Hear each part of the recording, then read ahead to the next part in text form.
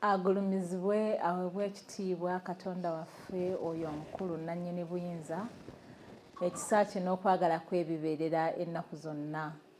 Twebaza Katonda olw'okwagala olw'obukuumi obugabirizi n'obulabirizi byatutaddeko okutuusa olunaku olwaleero. Kyansonga nnyo okumwebaza kubanga si ffe abeeteekawo si ffe abeebezaawo naye oyo atugabidde ku bulamu bwe n'atutuusa ng'atukuuma okutuusa olwaleero. Oyo yennyini gwe twebaza, gwe tugulumiza, gwe tusinzeera, gwe tutendereza. Yeebale kukuuma omulabi wange owa Bayibuli egamba ki okuba nti okyaliyo ng'oli mulamu, si nsonga oyita mu bikusoomooza, si nsonga oyita mu mbeera ey'okujaguza n'okusanyuka. Mu byonna Katonda waffe abeera mulamu ate era agulumira mu mbeera zonna. So tobeera awo ne wennyika n'olowooza nti olw'okuba ng'osoomoozeddwa nti taliiwo ku lulwo. Naye yatusuubiza ne bwe tunaayitanga mu mazzi oba mu muliro anaabeeranga wamu naffe. Kale kyenva nkusaba nti mwebazenga mu mbeera zonna z'oyitamu oba bulungi oba bubi, Mukama asigala Mukama ate era ng'ajja tuwanguza. Nkwanirizaako mu puroguramu yaffe eya wiiki eno Bayibuli egamba ki? Weebale okujja okugituukako n'okugibeeramu. Manyi bangi mubeereyo nga mugyesunga nti etuuka ddi. Twakkalidde dda n'olunaku olwaleero okubatuusaako ebigambo nga bwe bitumiddwa abaagalwa abaasindika ebibuuzo byabwe. Naye nga tetunnaba bikwatako katusooke tugende mu kigambo kya Katonda ng'enkola yaffe bweri, tusooke twebuuze ku Mukama tulabe kyatugamba olunaku olwaleero. Tugenda kusimbuliza ekigambo kyaffe eky'okwebuulirirako olunaku olwaleero mu Samwiri ekyokubiri essuula eya 22 tunokodde olunyiriri lwa 31 nga lugamba nti Katonda ekkubo lye lyatuukirira. Ekigambo kya Mukama kyakemebwa. Oyo y'engabo eri abo bonna abamwesiga. Ebigambo byogedde bulungi nti ekkubo lya Mukama lyatuukirira. N'agamba nti n'ekigambo kya Mukama kyakemebwa. Ekigambo kino ky'olaba kikemeddwa kiyise mu kugezesebwa okuyita mu myaka, ebiro n'ebisiibo. Abangi ne bakiwakanya, but it has stood the test of time. Kiyimiridde okutuusa olwaleero okulaba nga kikwata ku mitima gyaffe okutukyusa. Kale kyetuva tugambe nti kyakemebwa, tukikemye, tukirozeeko, test and see how the Lord is good. Abakigezezzaako ne tukirya buli lunaku tekitulese kyekimu. Gw'atannaba kikukwasa kikufuukira engabo ey'okulwanirira byonna mu nsi muno, kubanga teriiyo kyakuddibwamu kyonoonya walala ky'otoosange mu Bayibuli ya Mukama Katonda. So kyekwate kikufuula ow'amagezi ate era kikuwanguze. Naye alina akagambo k'asembezaayo agambye nti oyo yenna amwesiga abeera ngabo ye. Abeesiga Mukama tetulemerwangako. Mukama abawe omukisa nga mbaniriza mu puroguramu yaffe y'olunaku olwaleero. Maureen Namutebi nze ntuddewo gikutuusaako ng'era bulijjo, naye ate era sizze bw'omu ntuuse n'omusibe waffe Ivan Sebaggala naye yatudde dda. Mukama waffe yeebazibwe nnyo. Nsanyusa okukulaba. Amiina nnyo, nange nsanyusa okubasanga. Muli muti eyo. Wow, Mukama yeebala bakuumye. Tuyita mu bitusoomooza. Kituufu. Naye tetulema kumwebaza. Amiina. Kubanga kyandibadde kibi okusingawo. Bwe kiri. Singa tegubadde mukono gw'okutulwanirira. Mukama tumwebaza. Amiina. Mwamwe mwebale kutembeeta puroguramu eno. Amiina. Olaba nti ebeera ku mukutu guno. Ng'ebeera bwewaawo. Era twebaza n'abantu bonna ababuuzizza ebibuuzo. N'abatugoberera buli kiseera. Mukama batuweere nnyo omukisa. Amiina. Amiina. Amiina. Katwanjule puroguramu yaffe eri Katonda waffe ajja atukulembere tutamukusaba. Mukama tukwebaza ku lw'ekisa kyo n'okwagalako. Oyabala okutukuuma n'okutulabirira. Obeere wamu n'obulamu bwaffe nga tugenda okuyiga ku bwa Yesu Kristo Mukama waffe bwe tusabye. Amiina. Amiina. Amiina. Ekibuuzo ki kino kizze Musumba. Aba Seventh Day aba Adventist tukkirizibwa okujaguza olusooka mu mwaka. Ayogera ku January. Aba Adventist tukkirizibwa okukuza olunaku olusooka mu mwaka olwa January nga lumu. Ndowooza engeri gy'abuuzizaamu ekibuuzo yeetaaga ndowooza okutereeramu. tekyandibadde kirungi kugamba nti tukkirizibwa kubanga ekkanisa ya Katonda terina muntu atudde awo nga yagaana ate nga yakkiriza naye abatera okubuuza ebibuuzo ebyo baba bayina ebyafaayo history waabwe ng'alimuko mu nzikiriza endala enzikiriza ezirina abantu nga batuula ne bagaana n'okukkiriza ne bakkiriza ffe eddiini yaffe egamba bino abasembenze tebalina bya ddiini yaabwe egamba bino abasembenze n'Abadventist balina kigambo kya Katonda kyonna ate kyokka so kati yandibuuzizza bayibuli nti bayibuli eyogera ki ku nsonga y'okukuza January nga lumu naye kyogamba nti abasembenze tukkirizibwa oba nedda kati ekiba kitabuse bona agamba nti abasembenze tukkirizibwa kati ojja kwaniriza endowooza za buli muntu n'endaba ye kubanga tulina abantu abalina endaba nnyingi nnyo ku nsonga zino tulinamu abalina endaba nti olusooka omwaka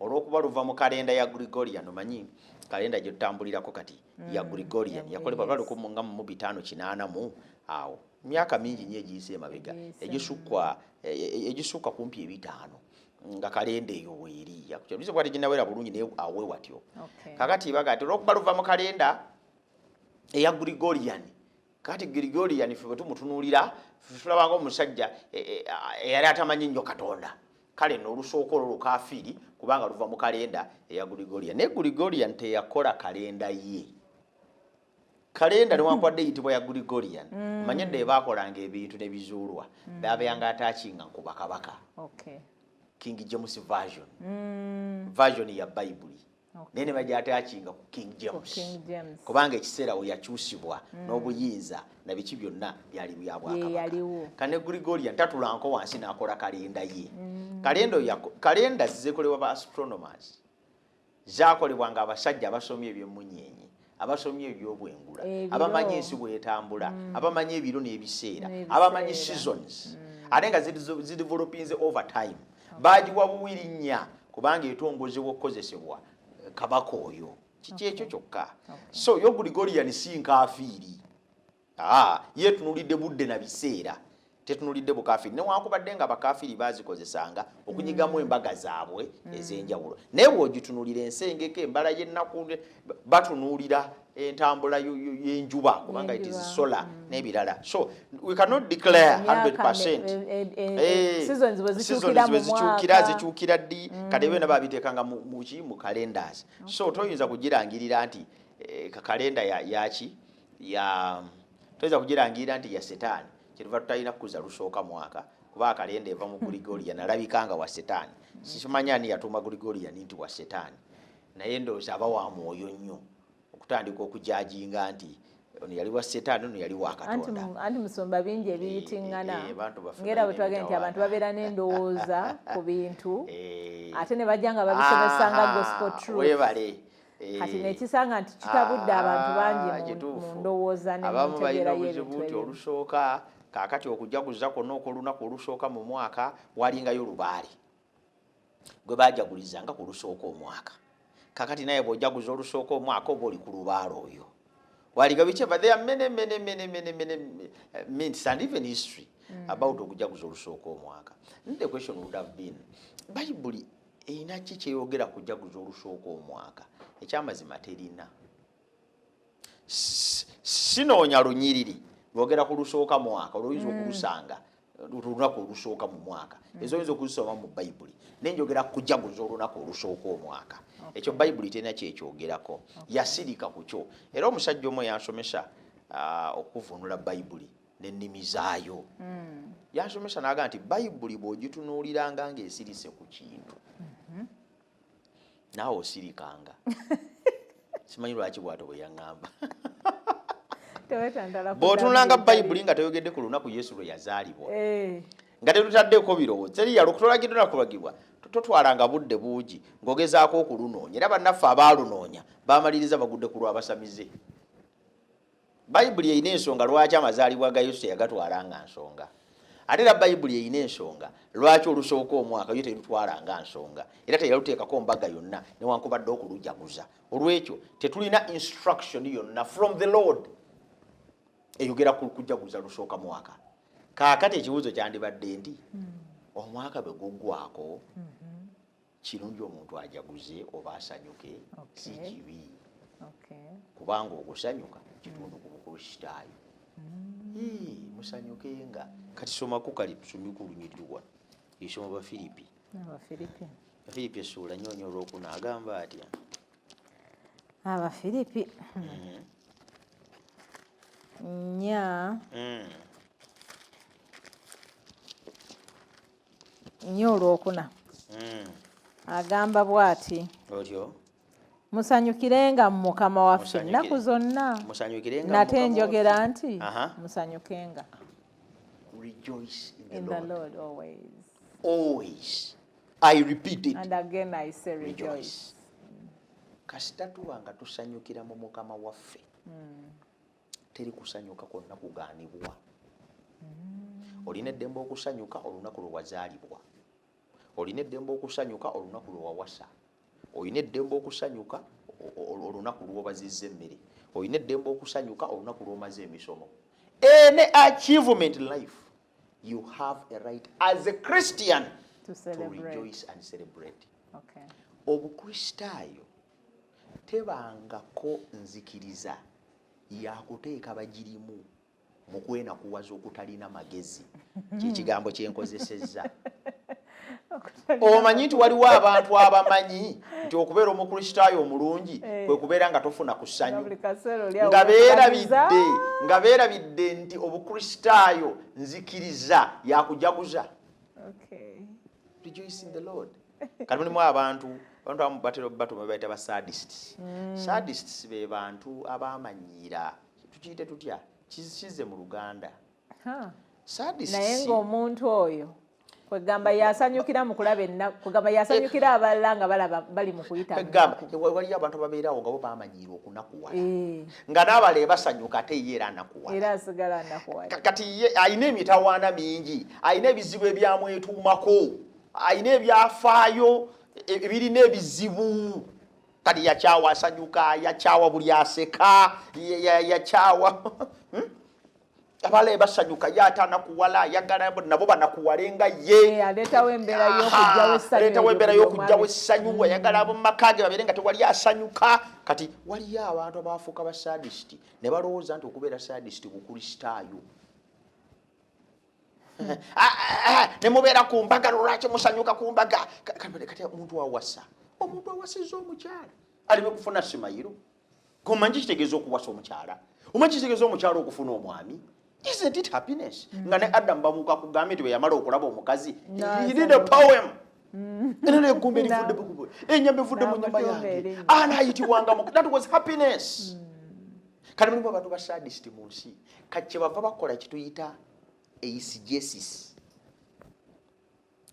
Bw'osoma advanced biblical studies oba n'ogenda wala mu kusoma Bayibuli n'ennimi zaayo waliwo ekigambo kisoma kye bayita eisegesis ne exegesis. Njagadde mbyogereko ebyo bibiri bitutaase abalina endowooza ez'enjawulo okusanyukanga kubanga mmanyi ekibuuzo bwe kyavudde. Exegesis kitegeeza kasoko eisegesis. Eisegesis kitegeeza nti nze nga Ssebaggala nina endowooza yange, nina endaba yange ey'ebintu, nina entegeera yange ate yenkolera. Muli mpulira nga njagala okuloga omuntu afe naye njagala Bayibuli ennyambe muloge. Owulidde akantu ako? Kati awo eisegesis wejjira. Kati nga ngenda mu Bayibuli nga ntandika olunyiriri lwonna olufaananamu nga olwaloga. Kati mba nnoonya bwe nti ngenda okugwa ku lunyiriri mu Bayibuli so and so n'aloga so and so sigenda walala wonna. Kiwedde. Soma lubereberye awo olabe.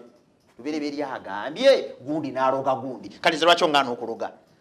Talumazeeyo, tasomye biddirira, tamanyi na kumanya bwe yaloga ki ekyavaamu, tamanyi yava ku kyokuloga, tamanyi Bayibuli eyigiriza ki kuloga, naye wabula asanze ekifaanananga ekiwagira okuloga. Kati awo ekiba kiyita eisegesis. Okuddira endowooza zo n'endabayo n'enneewuliraayo n'oleeta Bayibuli ezinnyike ne zifuuka ennongoofu. Kati abo tuyina bangi. oli agenda mu bayibuli n'asoma kakati awo Falaawo n'akuza amazaalibwa mulaba badanga amazaalibwa gakuzibwa nga bakafiiri kati mwabakuza amazaalibwa mukuza muti amazaalibwa nga tomukafiiri yagakuza. That is a exegesis. Kiva mu muntu kuba ntatudde budde kusoma bayibuli na kugitegeera. Ekitegeera kakati olw'okuba ye alina ebizibu n'okukuza amazaalibwa kati anoonya bayibuli weenaamuyambire ekisooka afaanane ng'omugezi mu balala tiyasoose okugawakanya. Ekyokubiri afaanane ng'agimanye ennyo kuba alonzeeyo ebigambo bisatu. Oba ensonga eyo kati n'afundikira ng'agaanya amazaalibwa kubanga Falaawo yagakuza. Falaawo okukuza amazaalibwa kigaana nnyo omulala okugakuza. Era kiragiro kye kiri mu bayibuli kigaa temukuzanga amazaalibwa. Era Falaawo bwe yagakuza kaakati olwo tugambe nti buli Falaawo kyonna kye yakola kyali kibi. Gw'ate bw'obanga buli kye yakola kyonna kyali kibi. Kati kitegeeza obukafiiri buyitiridde. Kati n'ebirala byonna kati we tumulekaawo tetulina kyamukolera. Ate tusobola muyamba kubanga aba muzibu nnyo kubanga aba amanyi. Kati n'osanga abalala ku nsonga eyo y'okujaguza olusooka omwaka kati n'abakola ne bwasoma awalala. Kati wetasoma wano Abababulooni ne bajaguza mulaba. Okusooka omwaka lwakuzibwanga Abababulooni. Kati ate ffe abasoma bayibuli gwani yagamba nti Abababulooni be basooka oddulaba. Era bayibuli bwekootinga nti baalukuza olufuuka lubi. Kubanga Abababulooni baakoze ebirala bingi ate nabo mu Kristaayo ebirimu. Ne cultures ezimu ziyingira mu Kristaayo nga ziba mu Babulooni. Kati bakiyita exegesis. Exegesis kwe kuddira endowooza yo yonna n'ogiggyawo. N'otuula kunyiririza bayibuli n'oziganya zikusomese. Katosoma busumi nti Falaawo n'akuza amazaalibwa n'okobaawo.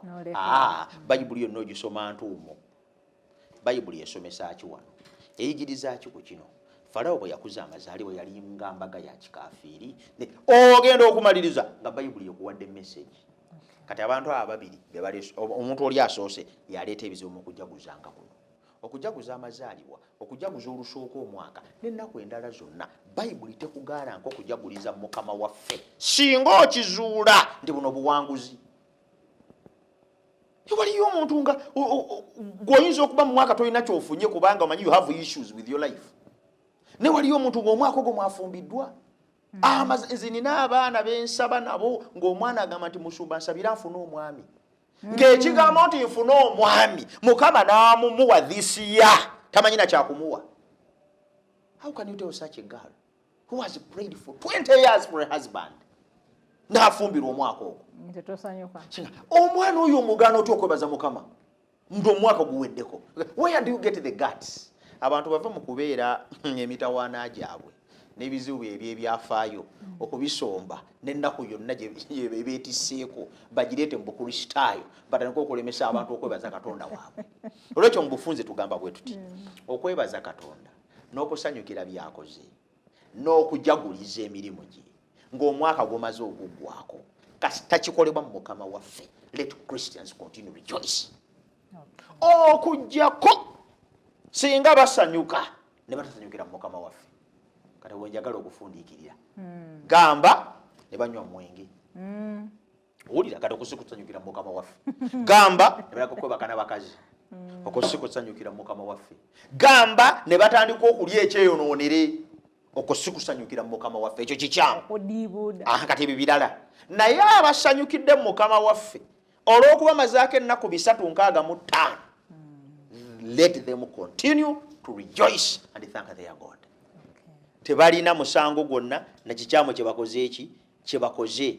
Ekirala okwebaza Mukama si kikyamu kubanga okwebaza kigwanira okubeera ekitundu ku bulamu bw'omuntu ebbanga lyonna. Okukuza olusooka omwaka kwegamba mu nnaku zonna okuva ku lusooka paka ku lunaku olw'olusatu enkaaga mu kalenda eri mu ddiiro lyo bwebaze. Naye gw'oyinza oga nti nze omwaka ogwe gujja kutandika mu Gwakutaano era nze Ogwokutaano bwe gunaatuukanga gwe mwaka gwange naawe jaguza kubanga tirina wakuvunaana. Naye kalenda gye tugoberera eriko ennaku 365 egwedde kwa 3 mu December.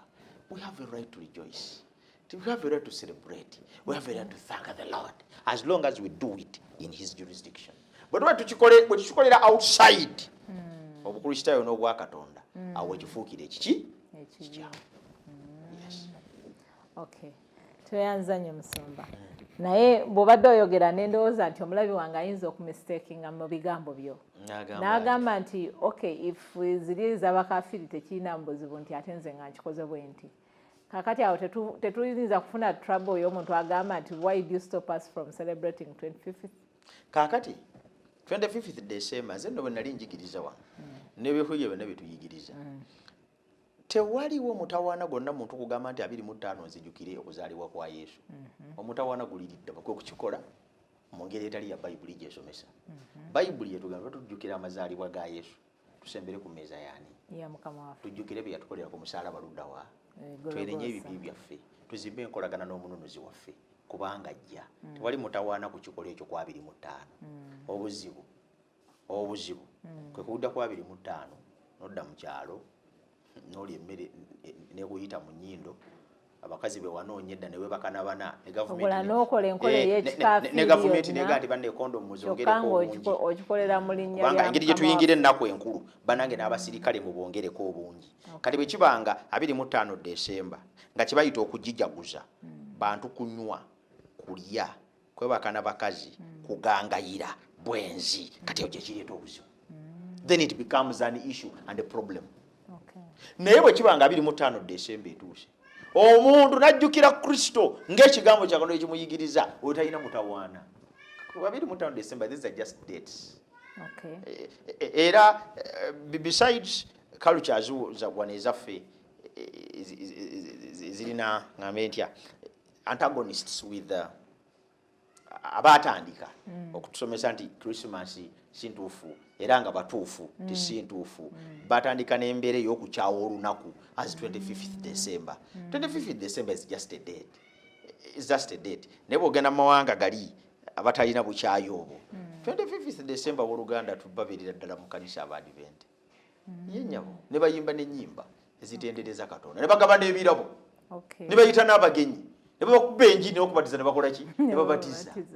Kati ziri dates naye okikoze otya? That's my concern. 25 ezo dates zituuka butuusi nekye ŋŋamba kati bali obuzibu balina kwe kutugamba nti sisobola kikola ku 17 tosobola kikola January bw'otakikola 25 tegaba mazaalibwa kati kyo kikyamu okujjukira Yesu. Nyiza n'okikola mu April, nyiza n'okikola mu May, nyiza n'okikola mu June, naye ne mba nkisoze okikola 25 nakyo tekirina mutawaana as long as nga nkikoze ng'ekigambo kikola ki. After all, date teri specified nti yali eno. Era teriiyo. Era teri specified. Naye tekikujjaamu kujaguza. Kituufu nnyo. Olw'okujjukira amazaalibwa, obuweereza, obulamu n'okufa. Waliwo ne date lwe yatuuka ku Sabbiiti. Kati olwo ne mukola mutya. Twali tuweta wano okusinza ngenda n'abalala baweta. Akati kugamba oti sijja kugenda kubanga banaagamba leero nange. Kakati ebintu ebimu biba bigazi.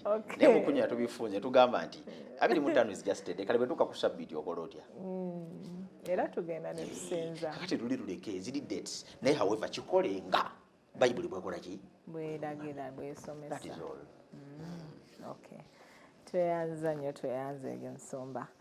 Nga tugenda okuwummulamu kansooke ndeka ekibuuzo kino mu ddiiro. Omuwoluganda atubuuza nti agamba nti I am a baptized Adventist.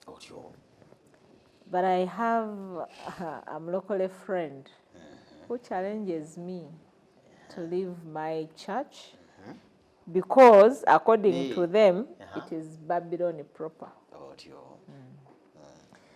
Nagamba reasons being it lacks the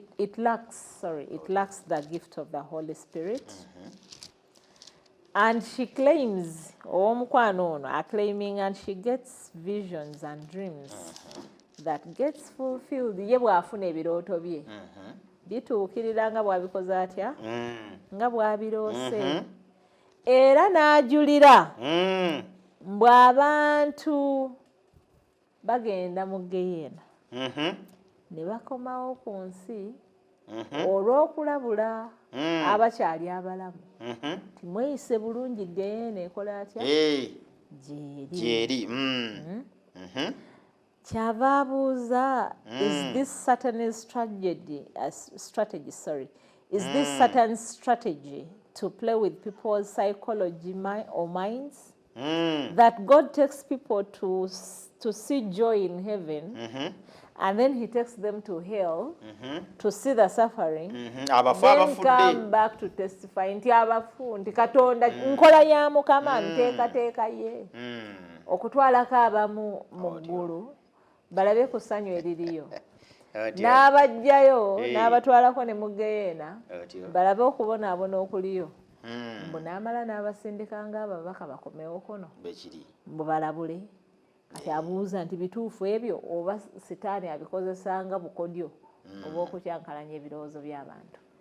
Kaakano ayogedde ekigambo olukole friend, ekibuuzo kye amenshonize enzikiriza, kati bw'ajogerako aba atuteeka mu kye tuyita firing line, aba tutadde mu line nga tetulina kyakukola. Agassa ate ebintu bibiri talikuba ataddemu mulokole tulina mwoyo ate nafuna mukwano gwange omulokole n'aŋŋamba kitegeeza omulokole ya communicatinga kati kitegeeza nti abalokole abatadde mu firing line tetuyinza kuba amasasi ne gatabakuba naye tubeetondera kubanga ekibuuzo kye babuuzizza bamenshonize eddiini olwokuba bamenshonize eddiini kati tetulina kyakukola naye nga si kye kigendererwa kyaffe mu programu eno era tetulina nnyo kiruubiirwa kyakulumba nzikiriza ndala nolwokuba nti kibuuzo oluusi bakibuuza nga kirimu enzikiriza ne twesanga twekoonyeyokko okubanga tubaako n'ebintu bye tulambulula.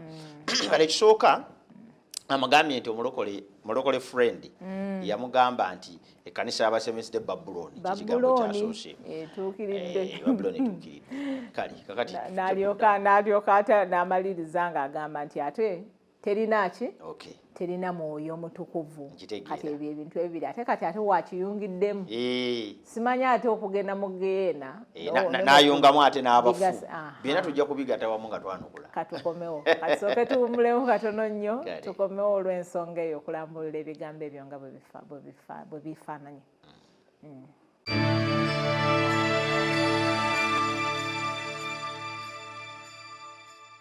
Ensi ng'esobeddwa okusoomooza nga kungi mu bakulembeze mu mirimu gyaffe, okusoomozebwa nga kungi mu maka mu baana baffe, ekizikiza kyetoolodde wonna. Abaana b'abantu basobeddwa n'abakulembeze basobeddwa. Abantu nga basobeddwa n'emirimu, abantu nga basobeddwa n'ebizibu, abantu nga basobeddwa n'okukaaba, abantu nga basobeddwa n'okusinda. Epulogulaamu yiino eŋŋanze ezze gy'oli okutegeeza amawulire amalungi agagenda okuyamba okuwulira eddoboozi lya Katonda mu pulogulaamu yaffe bw'atyo bw'ayogera Mukama. Buli lunaku essaawa 6 ate n'ekiro ku ssaawa 3 ogenda kubanga ofuna essuubi eriva mu kigambo kya Katonda. Katonda yennyini agenda kwogera naawe. Lwaki teweegatta ku pulogulaamu ey'eŋŋanzi n'ofuna essuubi n'otegeera ekyo Katonda ky'ayagala? Nkwagaliza okulaba okulungi ate era n'okugoberera ku 3ABN TV Uganda.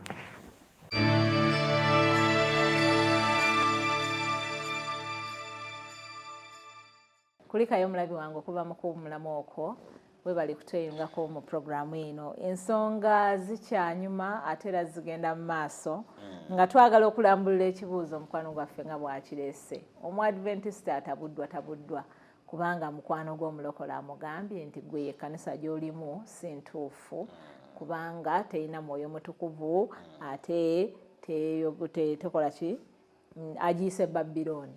Kati simanyi katimba kikakozeseza musomba okugiyita Babuloni. Kaakati awo tujja okutandikira nga tunaba nakudda mu byawansi. Ekibuuzo kino kinene. Ndowooza abantu beetaaga okutegeera Babuloni kyeki kubanga kirabika tebannaba kukitegeera bulungi. Ekigambo Babuloni tusooka kukisomako ku bwakabaka bwa Babuloni naye si we kisooka okulabikira ekigambo ekikifaanana. Ekigambo Babuloni ensibuko yaakyo bwe tulya mu byafaayo by'ensibuko zibata Bible dictionaries ezikuwa ebigambo n'ebyafaayo byabyo n'amakulu. Bw'osoma ku kigambo Babuloni bakulaga nkiwanuuzibwa eky'okuggyibwa mu kigambo ekiyitibwa Babbeeri oba Babel.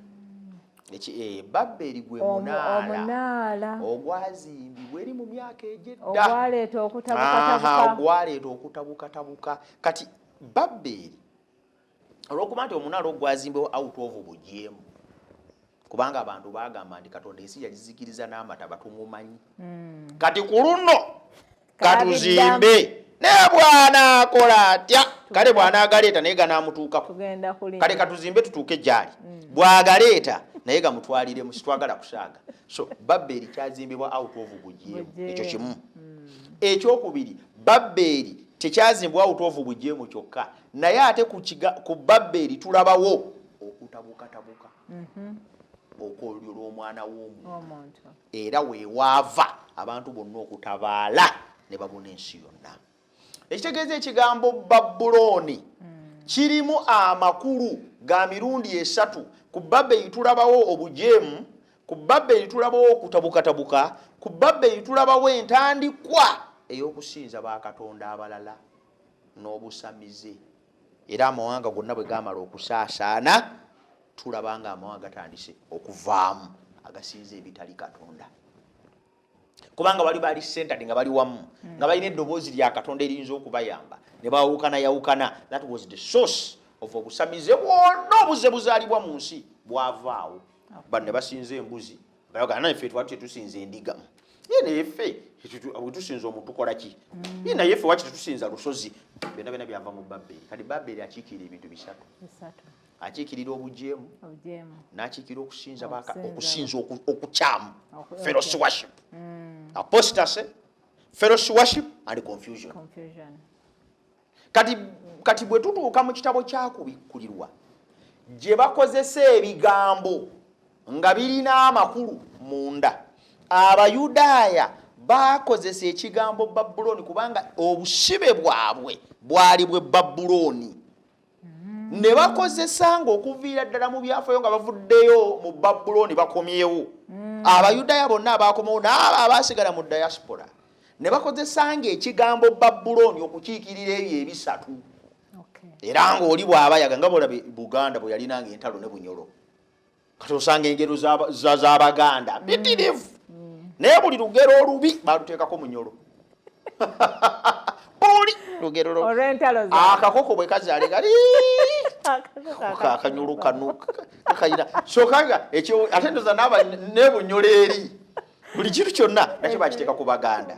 What am I saying here? Kati zaali ntalo ezedda obwakabaka obwo bubi ne bubakumbira nyetu an extent to Omuganda tatunda ku Munyolo. Kati engero zonna ezaavaamu ne figures of speech naki ne ziyingira mu lulimi lwaffe. Kati tulabanga akakoko kanyolo kanuka buli kintu kyonna ekibi nga tukiza Bunyolo so nga si bwe kiri. Kati nekino bwe kyali kati Babuloni ne kifuuka ekigambo nga buli omuntu olukyogerako nti Babuloni ategeeza ebintu ebi apostasy fellowship worship and confusion. Era ekigambo ekyo kikozesebwa ne mu bbaluwa ezimu lyakola Peetero ng'akikozesa ba mu Yudaaya ddala n'akozesa ekigambo Babuloni. Babuloni akikozesa ategeeza entebe ewasibuka ebyo ebisatu. Kati Yokaana bw'atuuka okwolesebwa mu kubikkulirwa naye ekigambo kye yalina ekiyinza okuggyayo obujeemu n'okusinza ebitali katonda awamu n'okutabukatabuka is the same word Babylon. Kati yensonga lwaki okiraba nga kikozesebwa mu Bayibuli Abayudaaya. Kati bw'atuuka mu kubikkulirwa akikozesa. Kati bw'akikozesa n'annyonnyola Babuloni efaanana etya. Kati Bikkula 18 tusooke tunnyonnyole Babuloni kyo kyeki tusooke tumuyambira awo tutandikira awo okumuyamba kubikkulirwa 18. Kati bwe tuva awo tunnyonnyole eky'omwoyo budde maybe webunaatuganya olunyiriri 18 sooka osoma olwokubiri awo tulabe ekikoze giri awo n'ayogerera waggulu n'eddoboozi ery'amaanyi ng'ayogera nti kigudde Babiloni ekinene otyo ne kifuuka ekisulo ky'abaalubaale n'ekkomera erya buli dayimooni n'ekkomera erya buli nnyonyi embi ekyayibwa. Emizimu gisinga kusangibwawa Babuloni. Kyengamba gwe bagamba kati enzikirizanga emizimu gyafuuka bizinesi kubanga emizimu bwe gibeera gigobebwa nga bwe gigobebwa gigenda. Emizimu egibadde wano emyaka gyonna obadde okimanyi tulina amasinzizo obadde okimanyi tulina amasinzizo mu mulembe gwaffe ng'amakanisa ago gafuuka bisolo bya dayimoni ng'ojja otambula nga bw'olyawo molini n'ojja ng'otambula olutuuka mu kanisa noteka okubimba ejjovu era emizimu gibeerawa kuba emizimu girina kukubira wuwo ntegerekese bulungi n'ojja mu kanisa n'otereera abantu bajja beetambuza nga bavuga n'emmotoka ne gimukuba n'atomera ebisenge ne yeeyalaawo kati agisanzeewo egyo age Babuloni kisulo kya mizimu badayimoni basula luddawa omwo buli nnyonyi embi esula luddawa omwo weetegereze nnyo ekkanisa nga bizinesi yayo mizimu nakugigoba eyo ekkanisa terina maanyi gagoba mizimu eyo ekkanisa esuza mizimu era abajjamu bagisanga awo era bagirekamu era baligigoba paka Yesu bw'alidda nga tegigendanga ekkanisa yakadda tegoba mizimu neddamu gigoba era bw'obatuukamu olaba olabe nga bo tebagirina kakyava mugambe nti abaseventh-day ye Babuloni proper era ng'ensemu ku nsonga gye bawa tebagoba mizimu naye ffe ekitugaana okugoba emizimu newankubadde nga tugigoba ffe tetusuza mizimu era bagibaako n'omu kwaba abazze nga gimuliko olutuuka bw'ati avaawo awonye ekitugaana okuba nti tuli mu kanisa kufuutula mizimu kuba tegiriimu tegirina kyegitunoonyaako naye kasita olaba ekkanisa nga bizinesi yaayo mizimu nga mwe bakola ssente omusumba mwasiiba mwasula ne bagigoba ku ssaawa 4 ne giremerawo ne bagigoba ku 6 ne giremerawo ne bagiddamu ku saaviisi ye11 ne gigamba situjja genda ne bagigoba emisana ng'era jjo giganye ng'omanyanga nti ekisulo kyagyo kati ye Babuloni soma definition endala soma olwokusatu amawanga gakoze gatya kubanga olw'omwenge ogw'obusungu obw'obwenzi bwe amawanga gonna gagudde ne bakabaka b'ensi ne bayenda naye n'abatunzi b'ensi bano abayise basuubuzi n'abatunzi b'ensi ne bakakola batya ne bagaggawala olw'amaanyi g'obukaba bwabwe olw'amaanyi agaki g'obukaba bwe ne beejarabyo n'okwejjara bakwejo ekiyitiridde abo bonoonya Babuloni olwaleero onoonya bifo by'amakanisa naye nga biyita kugaggawaza bantu basuubuzi abasuubuzi bonna bagwereddewo n'abatunzi b'ensi bonna bamanyi lwaki bagwereddeeyo kubanga ebisuubizo byeyo byonna byakugaggawala teri bisuubizo bya bulokozi teri bisuubizo bya kukyusa bulamu teri bisuubizo bya kwenenya teri bisuubizo bya kutambulira ku mazima buli ekiriyo jja kugaggawala jja kubeera bulungi ogenda kulonda ekyapa obadde oyagala mmotoka gwe mukama agikuwadde wanika omukono tize ennyonyi njirinnye gw'ogimaze wanika omukono abagagga baakyo bonna bali omwo banoonya ssente era kyova olaba nti ku kituuti kuliko omukyere kyova olaba nti ku kituuti kutuddeko soda bano basuubuzi abasuubuzi bano bagaggawadde n'embuto ne zibazimba basula mu mayumba n'abakulembeze b'amawanga batasulamu be bano yeno Babuloni agambye amawanga gonna gamaze okuwenda nabo batamidde olw'obwenzi g'oyinza okugula watermelon emitwalo 10 nga wagiyiseeko wali mu katale nga yakanaana n'ogamba totamidde oyinza okugula akacupa ka soda akasiringi 10 n'okagula emitwalo 6 ng'ate oli mu layini n'ogamba totamidde oyinza okulya omuddo ng'ente n'ogamba totamidde omusumba n'awuuta soda n'amukuwandulira mu feesi n'ajjayo duumu afuyira ebiyenje n'amukufuuyira mukama nti agobako mizimu gwe n'ogamba nti abantu abo tebatamidde omuntu ng'olina obwongo nga tebuliiko kikyamu bayinza batakufuuyira ddumu bakugobeko emizimu eyo Babuloni gendako wansi tusomeyo nga 2 tugende ku kirala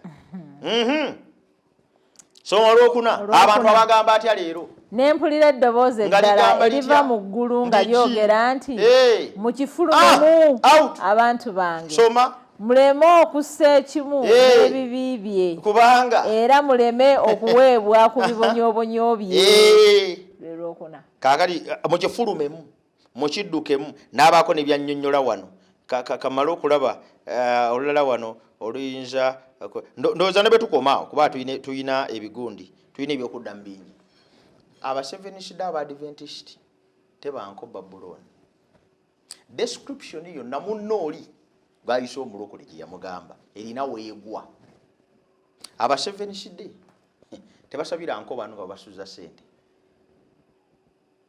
Confusion esangibwa eri. Walabye ekkanisa nenga buli musumba asumba bibye. Okimanyi nti waliyo ekkanisa mu nsi eyeyita eya Mukama nenga toyinza kusala kuva Pastor Molini genda wa Pastor Sebagala. Okukwatako obukwasi nga wasabidde wa pastor omulala. Oguguna gogoba muzimu. Kati kankubuuze. Baba ino gugoba. Okimanyi oguna gogoba muzimu mulala. Kati kankubuuze ekibuuzo. Waliyo confusion esingaawo. Ekkanisa eya Katonda eri ku nsi ntegeregese bulungi naye tokkirizibwa kuweta wa mulala. Asabire ewa gundi n'asabire ewa gundi tebakkaanya. Basinziira ku kituuti ne beeweereza. Babuloni ekinene kinywesezza abantu ku mwenge ogw'obusungu bwakyo. Kakati abasemeze tebavanko Babuloni. The definition of Babylon fits actually in the Morocco friend gwe yagambye kwa kye yakozesezza kyeva nange nkiteeka mu quotes. Actually eyabuze ekibuuzo akirivasinge era munnaamulabule mangu nti ekimulemesezza okulaba nti eno ekimuleetedde okulaba nti Abadividi Babuloni kubanga talina maaso gayinza kulaba nti yeye Babuloni. Njagadde nkiddemu mutaase alibe kulowooza nti ddala kituufu Babuloni eri ascribed to Seventh Adventists. Nandwadde nkigazi ya Babuloni n'ebirala naye katusooke tukireke naye ngobadde okimanyi ate ekigambo Babuloni kivaamu nga kiyingira mu bujeemu. Gwokimanyi nti obujeemu kitegeeza kumenya amateeka ga Katonda. Kaakati kanisa kyemenya amateeka ga Katonda. Aba 7CD ne mulokole friend. Aba 7CD n'omulokole friend. Mulokole friend asiba agamba twesibye ku mateeka. Amateeka mugaveeko. Fa amateeka twagagaana. Aba 7CD ne mulokole friend baani abasama amateeka ga Katonda ekitiibwa. Ate Babuloni kitegeeza bujeemu. Ate obujeemu kwe kumenya amateeka. Katulaba Babuloni gyeri. Babuloni kitegeeza confusion eyo ngikunnyonnyodde. Gonogula soda olukumi emitwalo 5. Nogula watermelon ofuna emikisa. Nosomba amazzi musimanyaga kuwamba. Gonogamba nti yo si confusion. Kale kato ate tunalekayo olulimi. Apostose kati tunalekayo olulimi. Oyina nako kwogera ebitategerekeka. Balababa kumala essaawa namba mu mbadde nsaba. Gonogamba nti yo si confusion eze nnimi za Bayibuli. Twazinnyonnyola tubaga ennimi za Bayibuli ziwulirwa, zitegeerwa. Katonda yazigabanga kirabo, zigase ekkanisa ezimbibwe n'abantu balokolebwe. Oli n'aleekaana ng'ekinyonyi essaawa 2. Eyo notagamba nti yo Babuloni confusion. Waliwo ekirala ky'oyagalaawo.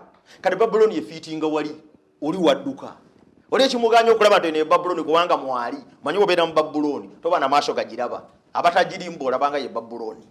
Naye kati ffe Mukama atusaasidde ntutunyonnyola abantu. So that is Babel in the correct definition. N'okusinza bakatonda abalala. Kati okusinza bakatonda abalala. For example, okimanyi nti Katonda yatonda eggulu n'ensi yatuwa Sabbiiti. Nga ke kabonero wakati waffe naye. Tulyoke tumanyi nti ye Katonda yatutonda yatutukuza.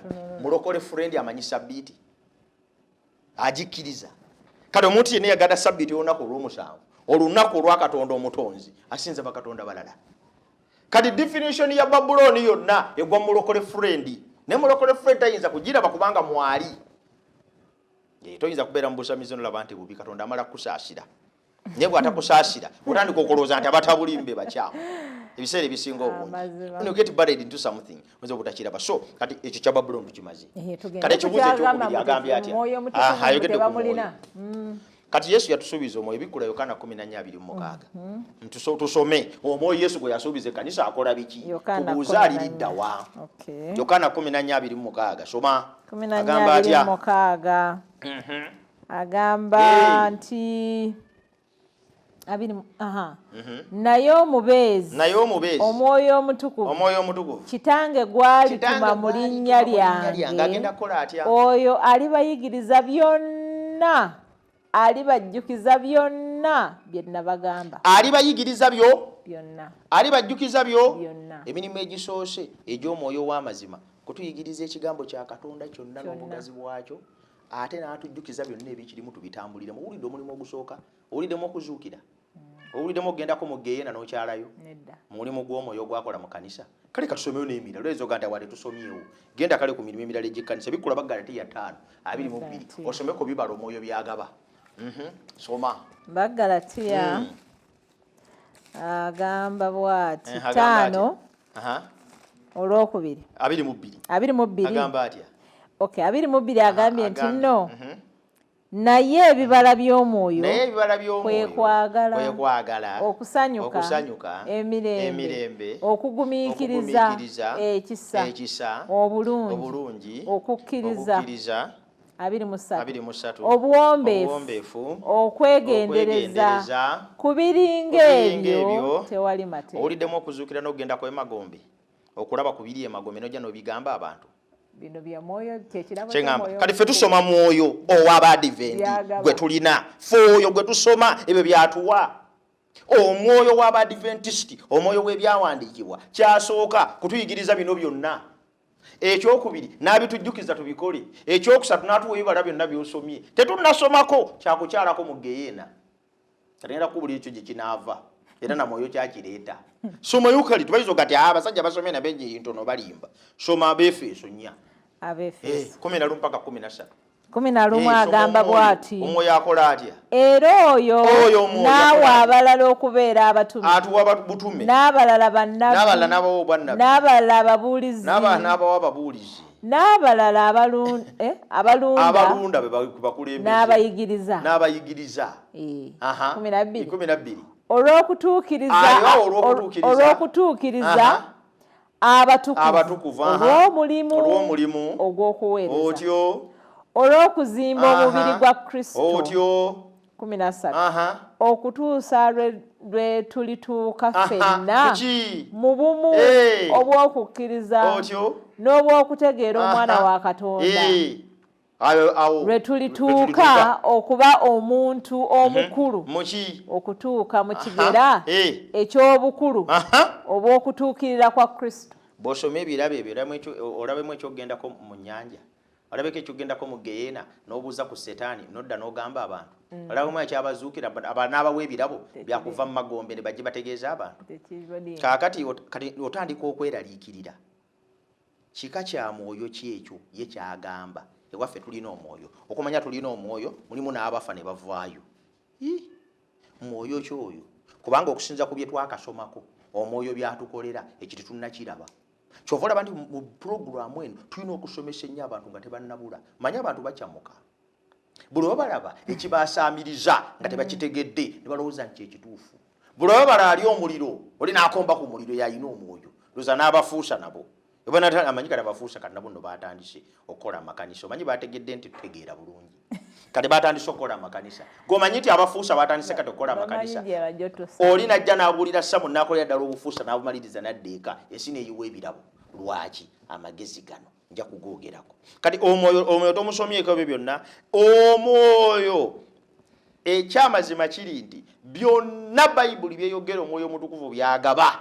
bibiri characterize siri wano ku defendinga bwa Adventist actually neerabidde okwogera statement eyo nga ntandika okuddamu I'm not defending Adventism obwa Advent bwetaaga kwedefendinga era nange sirina busobozi bwo defendinga I'm here to teach the people omwoyo w'amazima byonna bye tusomyeko mu Bayibuli temulimu kuzuukiza bafuna kudda kwogera bigambo bw'olabanga omwoyo w'amazima alabikira mu mbeera eyo ey'okukyamuka n'embeera eyo ey'abafu kuzuukira simanyi oli yafa n'akomawo kati oyo mwoyo abantu bamanyi nti bali mu ssabo proper. Bayibuli ekitukubiriza gamba nti Katonda takolera mu katabu. Babuloni si kye tugambye kati weewala otya ebintu ng'ebyo ng'oli mu Babuloni kubanga eri kutabuka kwennyini abazuukira mbu baafaako ne badda nabo bali eyo ne banyumya emboozi abantu ne bagiwuliriza ddala nze ge mulaba nafa nga abiri naye bwe namala okufa Mukama n'olabira ddala confusion n'olabira ddala feroce worship bantu nga basinza ddala abafu emisana ttuku naye tulina ngeri gye tubayambamu naye kale katubagambe kino nti mu bintu byonna omwoyo omutukuvu byagaba owa Bayibuli bye tusomyeko bye tulaba mu kkanisa yaffe fe omwoyo Katonda gwe yatuwa atuwa birabo bya mwoyo ne tubuulira enjiri ne tunyweza abakkiriza ekkanisa n'ekula fe omwoyo Katonda gwe yatuwa atuwa bibala bya mwoyo fe omwoyo Katonda gwe yatuwa atujjukiza na kutusomeza kiga fe oyo gwe tusoma mu Bayibuli ye w'amazima netugifiirako kaakati gwe bw'oleetayo omwoyo omulala aleetera abantu okutuuya n'entuuyo ne babimba ejjovu ne batomera empagi z'amakanisa ne boogera ebitategeerekeka ne bafa simanya ne bavaayo ne banyumya ebyemagombe. Oyo omwoyo afaanana bw'atyo, oyo omwoyo wa bulimbo, yo setaani, devil worship. Abantu basinza ddala setaani in the name of Jesus. Nina ebyembi musomba tobirabanga boogera bwe batyo. Kituufu. Kubanga teriyo ajja nakuwa definition yagenda mu ggulu. Tagenda kunnyonnyola nti Katonda afaanana bw'ati namulabako. Tajja kunnyonnyola nti bamalayika emirimu gyabwe bagikola bwe bati. Tajja kugamba nti nalaba ku Musa, Enoka. Kubanga waakiri abo bo gye bali. Ne Eriya. Naye oli adda mu kiboozi. Okitegedde? Tagenda kugamba nti bwe nali ŋŋenda nayita wano era bwe nti bwe nakomawo. Ne bwe kuba geyeena tajja kugamba nti oba nasangayo abantu. Oba baba baloota. Oba abooluganda babeera bakusa emmere. Oba obwongo babufunye kikyamu. Definition naffe ekyatubuze. Ne tulowooza tuyinza okulabula ku bantu abamu.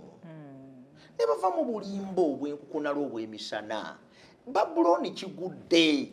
Naye agambye banywedde omwenge. Batamidde. Omunagira ddala ku kituuti munafa kati ndi wano. Naye nga obwongo tebusobola okubikukako akabubi. Nti bakufera ofa. Okusibe butamivu bwa Babuloni bwe twogeddeko. Kakati tuva tugamba bwe tuti abantu beegendereze kubanga omwoyo w'obulimba waali. N'omanyi ensonga lwaki abantu ebintu ebibalemye era bafuukidde ekizibu. Gwe somako wano Bakolinsi ekyokubiri 10. Amatu gabasiiwa kuwulira bye baagala. Bakolinsi ekyokubiri 10:14. Abakolinso. Setaani abeera atya bayinza ekyokubiri 10:12. Bakolinso ekyokubiri 10:14 agamba atya. So si kyamagero. Kubanga ne Setaani yafaananyanga bamalayika ow'omusana. Yeefaananyanga bamalayika ow'omusana. Agenda mu maaso. 15. Kale si kitalo. Era n'abaweereza be bwe beefaananya. Nabo bakola batya? Nga baweereza ab'obutuukirivu bwe beefaananyanga abaweereza. Kale si kitalo. Otyo? Nga n'abaweereza be bwe beefaananyanga abaweereza ab'obutuukirivu. Setaani enkomerero yaabwe eribeera ng'ebikolwa byabwe. Si kyamagero. Owooluganda talowooza nti omuntu okuvayo n'agamba nafudde n'enzuukira. N'endaba ebyabadde mu geyeena mbwe kigenda kututiisa ffenna tutende omwoyo. Pawulo awandiise n'akugamba kino tokyewuunya. Setaani ebintu bw'aba abikola naye abikola mu linnya lya Yesu. Era bw'aba abikola abikozesa na mu tamuzi za Bayibuli. Nagenze mu ggulu, nagenze mu geyeena. N'abaweereza be nabo babikola mu ngeri y'emu. Bayibuli zibaba mu ngalo naye nga babba ensi. Kale ekyo si kyamagero. Omuntu okuvaayo mbu nafa n'enzuukira tekimufuula wa mwoyo. Ebyo Setaani byasiiba akola. Actually agenda kubikola nnyo. Lwaki? Soma nnyo olusembayo. Soma mukano. Oba onaatuukawo maama. Timoseewo ekyokubiri 4. Olwokune tukume ku olwo tudde mu paati esembayo. Ekyokubiri 4. Agamba atya? Ekyokubiri sura ya 4. Onyo olwokusatu. N'olwokuna. Agamba atya? Kubanga ebiro birijja lwe batalikkiriza kuwulira kuyigiriza kwa bulamu. Bye bino. Naye amatu nga gabasiiwa. Bali kuŋŋaanya abayigiriza ng'okwegomba kwabwe bo bwe kuli. Baliziba amatu. Baleme okukola ki? Okulekanga amazima. Otyo? Balikyama okugoberera enfumo obufumo. Olwokutaano. Balikola ki? Naye ggwe tamiirukuka mu byonna. Bonaabonanga. Kolanga omulimu ogw'obubuulizi w'enjiri. Tuukirizanga okuweerezaako. Ekiseera kijja abantu lwe baligaana okuwuliriza enjigiriza ey'amazima. Ekigambo kya Katonda eky'amazima kinnyonnyola bulungi nnyo omwoyo ow'amazima. Biki byakolera ekkanisa na biki byakola mu Bakristaayo. Ebyo abantu tebakyabyagala. Abantu tebakyayagala mwoyo kubasomesa Bayibuli tebakyazirina.